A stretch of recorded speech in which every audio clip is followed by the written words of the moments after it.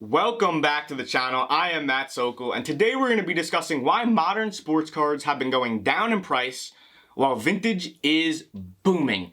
If you're new to the channel, well, welcome here, and if you're returning, welcome back. Before we get started, make sure to subscribe to the channel and click that bell to turn post notifications on so you don't miss a thing. Without further ado, let's get into the video. So if you guys are like me and you're holding a lot of modern cards, specifically modern basketball, and what I mean by modern is really over the last, I would say 5 years, but a lot of the things I'm going to be addressing are really over cards from the last 2 or 3 years, the 2018 and the 2019 draft classes in basketball. Since my biggest investment besides raw to grade is really in 2019 sealed basketball wax, I'm going to be addressing that more specifically because I know there's a lot of people watching this that may have followed some of my investments that I made on the channel. So I want to kind of update you on that and tell you guys what's happening in the hobby overall. Vintage is exploding. You probably see it on the news, on social media. It seems like every day or every week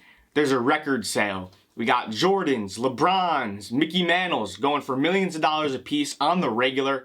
We got Kobe cards shooting up in price, Shaq, Tim Duncan, etc. A lot of legendary players that are obviously Hall of Famers, but really just more important to the sport long term. People that when we look back on the sport in 10, 20, 30 years, they're still going to have relevance. People that are really, I don't want to say generational talents, but people that have really built a very large legacy for themselves. We're seeing those card prices shoot up. And why? You might ask why? Well, it makes a lot of sense. As we know, the hobby's growing, more people are coming into it, more money's coming into it, more investors are coming into it. And so a lot of these investors that have serious money, they want to minimize their risk. Well, how can you minimize your risk? You can buy something that's safer, right? So in the stock market, they call them blue chip stocks. They're stocks that are pretty safe. They're well-known, established companies, and they're low risk. And so I kind of refer to this vintage stuff as almost like being the blue chips of cards because it's relatively safe long-term. I mean, for example, right, Michael Jordan, he's done, he's retired, his career is done, his legacy is done, his brand will have a long-lasting impact on America. And so they're investing into Hall of Famers that do have a really, really strong brand and people that are going to be important to the sport for years to come, which is totally normal, not concerning, and really a good thing overall that more money is being pumped into it. However, where it is a bad thing is we've noticed modern cards get hit. And specifically, I'm going to address basketball because that seems to be where the hit has been the worst. We've seen some of the 2018 Prism stuff, Luka and Trey, go down 30 to 40% over the last several weeks. We've seen the 2019 rookie stuff across the board go down. And so a lot of people are getting kind of concerned with that. I just want to explain that most markets work in a cyclical way, which basically means that it's a cycle, it's seasonal, right? So this is not anything that anyone should be extremely fearful of overall, but it is something that you need to note so you can be careful in the future and try to mitigate your risk so you don't end up holding the bag when the bag starts decreasing in value. I always tell people, be careful, don't get caught holding the bag. And also recently, I've just been talking about modern cards in general, and I told you guys to really be careful about holding base cards. I said base cards, not that they're overproduced, but the production in 2018, 2019, and 2020 is the highest it's ever been. It's probably only going to go higher. And so to buy, Prism base, it might not be the best investment. And I personally think that you're better off buying cards that are numbered, cards that are short printed, cards that are just somehow more limited than the regular version. Because as the market gets flooded, people are going to really start to understand that they need to look for cards that have low populations, cards that are more scarce, cards that are harder to find. And so that's what I've already started doing, especially in my raw to grade. Originally, I was sending a lot of the base stuff. I have a lot of base mosaic at PSA right now. And now I'm trying to buy those more rare cards, the numbered stuff. I'm still sending some base, but you do need to be careful with it because, for example, the PSA 10 Zion population is almost 15,000 cards. That is a lot of cards that are all the same, that are all PSA 10s. That is a lot.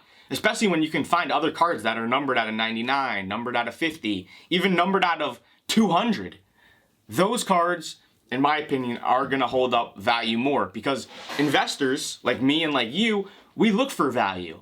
And so once people realize, hey, there's too many base cards, they're going to start to migrate to stuff where the pops are lower. So if you can be ahead of that curve, if you could start buying that stuff ahead of those people, then you're going to be in a good position to make money. However, I'm not worried overall. Like I said, I think this is a cyclical thing. I think that basketball, modern basketball, it was hot for a really, really long time. And everything that's hot has to cool down at some point. And so that's what we're seeing here. We're just seeing it cooling down. We're seeing vintage get hot. And I think we're going to see a shift because, like I said, there's been world record prices on cards over the last several weeks and really several months, especially on the vintage stuff. And it can't go up every week. We actually saw last week, and by the way, a lot of these big, expensive $1 million sales are at Golden auctions, which I actually just sent them out my first couple of cards for them to sell so we can give it a shot. And there was a Michael Jordan PSA 10, the 1986 Fleer card. That's his regular rookie, his main one. And there was a PSA 10 a couple of weeks ago. We saw two of them sell at Golden for $730,000 a piece, which was a new record by far, really. I think it was almost doubling the previous record. So then the following week, we saw another one of those same cards go up by Golden. There was a lot of talk. A lot of people were hyped about it. I heard multiple reports, hey, Jordan, it's going to go over $1 million. Well, guess what? Not only did it not go over $1 million, it sold for less than those previous two Jordans. So seeing that, hey, this isn't foolproof, eventually it's not just going to keep being a record every time it goes to sale, I'm kind of realizing, hey, maybe people were aggressively buying because in the beginning it was underpriced, but at this point, I think the correction, if you will, has left a lot of the vintage stuff either a little bit too high or at an appropriate price. So I do think we're going to see investors shift away from that and try to find a little bit better value in some of the current players that have potential. In addition, you got the NBA playoffs coming up in May. I think it's the NHL playoffs in May as well. I'm not huge on NHL cards. To be honest, I only have a couple of them of Hall of Fame players, but that's going to be going on. And there's a lot of other things going on in the next couple of months that have me thinking that people are really going to get back into modern cards and that we're going to see that start to appreciate. Really, the main thing that leads me to think it is just from a value point of view, what I just said. As the vintage stuff gets more and more and more and more expensive, it's going to price more and more and more people out. Not only that, but you have a lot of people in vintage that are selling specifically, and they bought the cards at a much lower price. And so what are they going to do after they sell a Kobe card for $500,000? Are they going to go out and buy another Kobe card? I don't know. I think some of those people are going to realize with that money that the best value is in modern. And when I say value, don't get it twisted. I'm talking about short-term value. I've said it before, I'll say it again. I'm not advising anyone to buy 2019 rookies with the intention of holding them for 5 to 10 years. I'm advising people that are really going to hold stuff for 1 year or less and are more interested in, I would say, flipping those items or making short-term investments. So that's how I feel about that. The way that the market is, I think everyone needs to be pretty liquid. I think you need to be ready for the next opportunity in case you find something. Because I'm finding stuff every single day. Like, oh shit, I didn't even know this existed. I didn't know the pop was so low. And really it just comes down to research. And I want you to stay ahead of the trend. Because a lot of people, once a trend starts building up and getting hyped, as I call it, people just start jumping onto that ship, even though that ship has already sailed. Do you see what I'm saying? I'm not saying that all vintage is going to go down. I'm not saying any vintage is going to go down. I think vintage is the best bet long-term. If you're making a long-term investment, vintage cards are the best, safest investment you can make when it comes to that. But I think most people are more interested in short-term. Most people are interested in being able to watch the game and have the stimulus and have what happens in that game affect the market. Most of us want that. That's why it's so exciting. That's why this is not just another commodity. This is something that's contingent upon that athlete performing. That's why so many of us love sports cards overall. So I know I've kind of just been rambling, I guess, at this point about modern and vintage and everything. I think this is normal. I'm not concerned in the long term.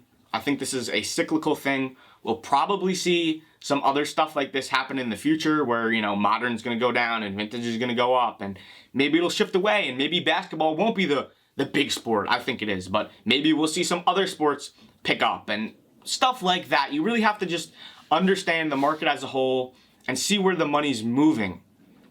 And I'm not saying don't put money where money's moving, because you do. You want to follow the industry. You want to kind of go where the money's going, but you want to be there first. You do not want to be there late. You don't want to be the last guy buying a Luka Doncic Prism PSA 10. You want to be the first guy. If you're not first, you're last. I don't actually believe that. But be early, do the research, and look for stuff that's lower pop. Especially with the lower pop stuff, you have more, I want to say, leverage, because there's only a limited amount of those. If you go on eBay and you type a card in and there's 1,500 of them listed, you lose your leverage. Leverage meaning you being able to set the price and really walking away with a specific price, because there's too much competition. There's too much supply on the market. But if you have a card that there's none on eBay and you have the only one, and you put it up for an auction or buy it now, you have a lot more leverage because you have the only one. I chalk this whole thing up to supply and demand.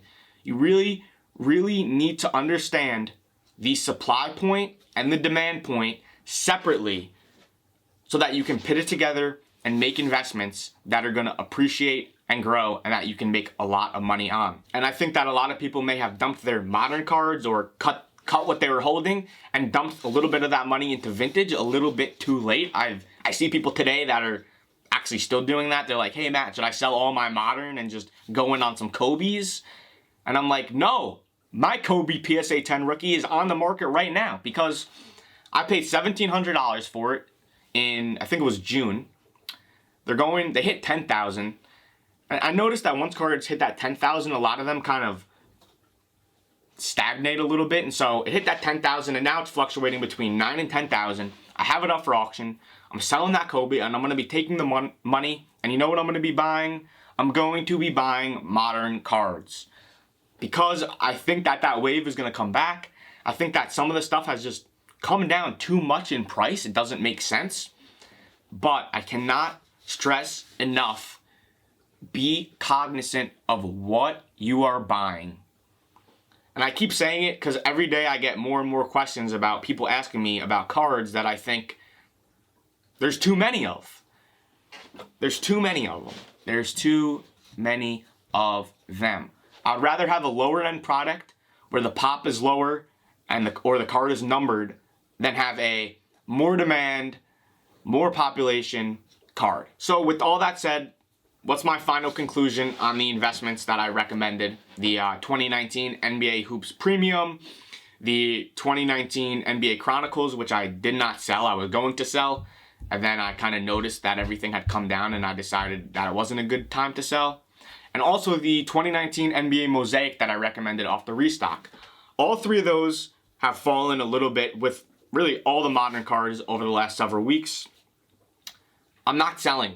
I will not sell at this point because I'm convinced that there's going to be another swing in modern. I didn't even mention this, but there is a lot of 2020 basketball product coming out in the next couple of months.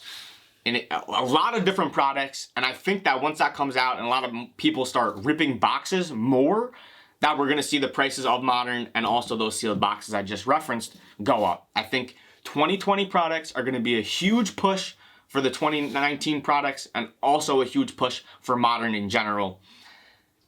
And that's really how I see it, especially because we know the price of this 2020 stuff is going to be pretty high.